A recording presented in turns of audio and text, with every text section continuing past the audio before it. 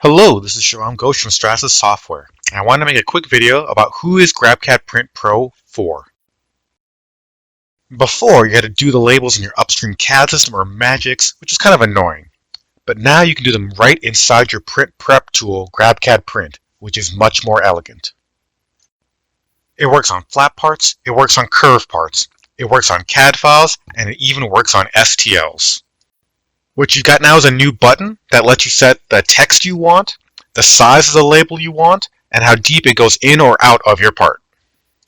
And if you got a label with a number in it, if you duplicate that part and then update your tray, all the labels will automatically increment to the right number of part.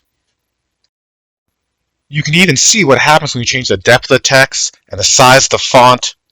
And Stratus even has recommendations on which combination you should use to make your labels the easiest to read. Print Pro is more than just thickness checker. We've made videos before about labels, warp correction, estimation, and stacking.